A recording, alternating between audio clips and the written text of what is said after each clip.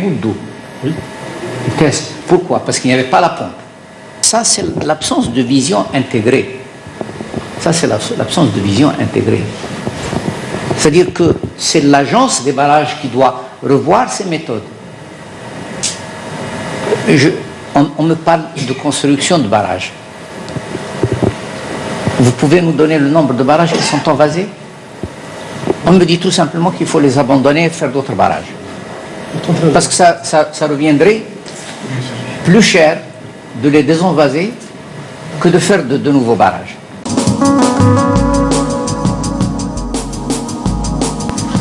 Pendant près de 38 ans, les capacités de l'Algérie en eau ont été en deçà de ses besoins. Depuis l'indépendance jusqu'à l'an 2000, l'Algérie ne disposait que de 38 barrages de taille moyenne. 10 d'entre eux ont été construits avant l'indépendance. La quantité d'eau que nos barrages collectaient à l'époque ne suffisait ni à l'approvisionnement des habitations, ni à l'irrigation des terres agricoles, sans parler des besoins industriels en eau. Pour répondre à la demande, l'État algérien s'est alors fixé une stratégie. Son objectif, capter et stocker un maximum d'eau. C'est alors qu'une carte des barrages a été pensée. Une carte qui fait le lien entre les besoins de chaque région et ses capacités pluviométriques. Pour réaliser et gérer les barrages, une agence nationale des barrages et des transferts a été mise en place. Et pour optimiser la distribution équitable de l'eau, des organismes ont été installés pour le transfert des eaux et leur épuration aussi.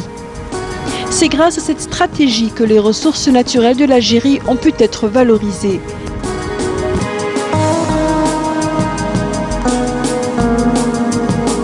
La wilaya de Chlef capte à elle seule 155 millions de mètres cubes d'eau chaque année. Au centre du pays, le barrage de Mazafran a une capacité de 55 millions de mètres cubes. Le barrage de Sourtlata avec une capacité de 435 millions de mètres cubes par an. À l'est, le barrage de Irilimda à Kharrata qui peut contenir chaque année jusqu'à 120 millions de mètres cubes. Le barrage de Bni Haroun avec une capacité de 504 millions de mètres cubes d'eau.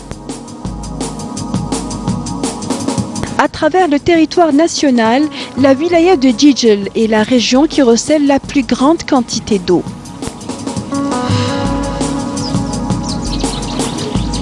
تعتبر ولاية جيجل ولاية ساحلية غابية بمناخ La wilaya de Djidjel est une région côtière et forestière en même temps. Son climat lui permet d'avoir un taux pluviométrique très important.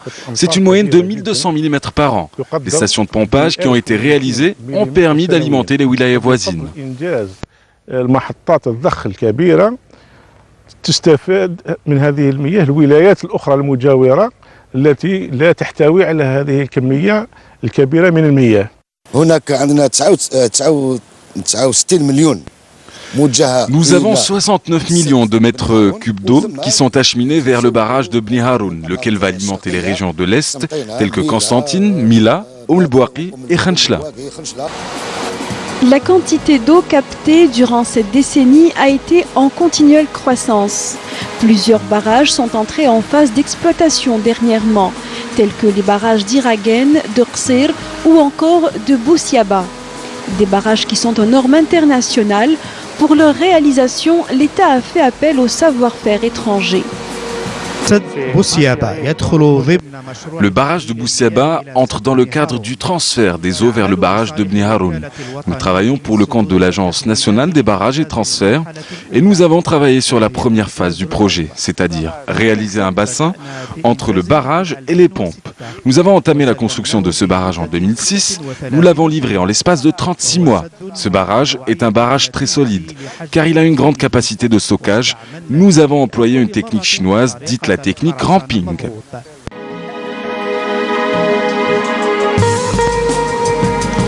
Une partie de ces eaux est transférée vers les barrages de Bni Haroun, des eaux qui vont alimenter la région des hauts plateaux et plus tard le sud-ouest du pays.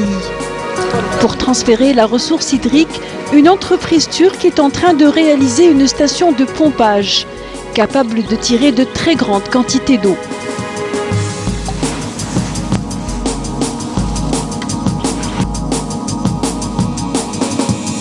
Nous sommes dans la wilaya de Sétif. Un projet d'envergure sera réalisé ici. Il s'agit de la station de Tablout. Pour l'heure, l'ouvrage est au stade de maquette. Une fois livré, il devra couvrir les besoins de la région en eau potable. Une partie de ces eaux sera transférée vers Drahdis, dans les hauts plateaux. هنا في موقع إنجاز سد طابلوط اللي عنده سعة 294 مليون متر مكعب. C'est sur ce site que sera construit le barrage de Tabellout. Sa capacité sera de 294 millions de mètres cubes. C'est un groupement franco-italien qui réalise le barrage. Les délais de livraison sont de 33 mois. Le coût du projet est de 17 milliards de dinars. L'objectif de ce projet est de transférer 189 millions de mètres cubes vers le barrage de Drahdis, qui se trouve dans la ville de Maalma. Le projet de construction du barrage de Tablout avance en même temps que la construction de la station de pompage. Le démarrage des travaux a été un peu difficile en raison des reliefs de la région. Le projet de transfert des eaux du barrage de Tabellout vers le barrage de Oued-Eddis sera réalisé par une entreprise turque. Elle a démarré les travaux le 3 avril 2008. Les délais de réalisation sont de 33 mois. C'est un projet d'un coût global de plus de 27 milliards de dinars. Nous sommes à 32% du taux d'avancement dans le projet.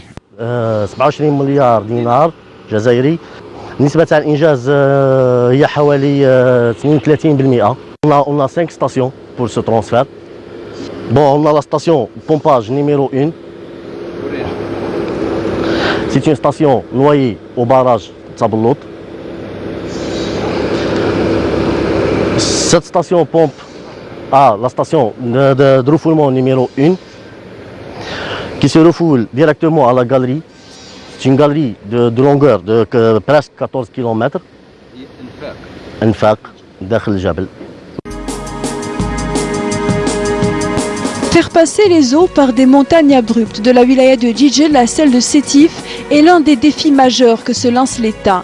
C'est un projet titanesque qui va creuser 14 km de canalisation souterraine pour transférer l'eau. Le réseau de transfert des eaux ne se limite pas aux hauts plateaux de l'Est et de l'Ouest du pays. Toutes les wilayas du Sud et de l'Est seront desservies par les eaux de Jijel. Prenez par exemple la commune de Ain Tota. Ses habitants avaient de l'eau un jour sur 15. Aujourd'hui, les maisons sont alimentées à raison d'un jour sur 3. Et une fois que le transfert des eaux du barrage de Bni Haroun vers le barrage de Koudiat El Mdouar sera fait à raison de 200 millions de mètres cubes par an, cela permettra d'alimenter les habitants de la région en H24. Le transfert du barrage de Bni Haroun est un projet très attendu. Une fois opérationnel, il alimentera les barrages de Constantine, de Betna, El Bouaqi, Sétif, Borj Bouariri, Jmsila et plus tard encore les wilayas du sud-est du pays. Quant aux hauts plateaux de l'ouest, ils seront essentiellement alimentés par les eaux du barrage de Iri Limda, actuellement réservé à la production d'électricité. Au-delà de l'alimentation en eau potable, l'État se soucie aussi de trouver des ressources hydriques destinées à l'irrigation et aux activités industrielles. C'est pour cela que de nombreux projets de stations de traitement et d'épuration des eaux sont en cours. Dans le cadre de la protection de la bande côtière et la protection des ressources hydriques de la wilaya, Jijel a investi dans la réalisation de stations d'épuration des eaux usées. Les stations se trouvent au niveau des côtes de la wilaya. Ce projet consiste à épurer les eaux usées de la ville d'El Melia. Nous travaillons dessus depuis le 7 mars 2009. Les taux d'avancement des projets en sont à 45%.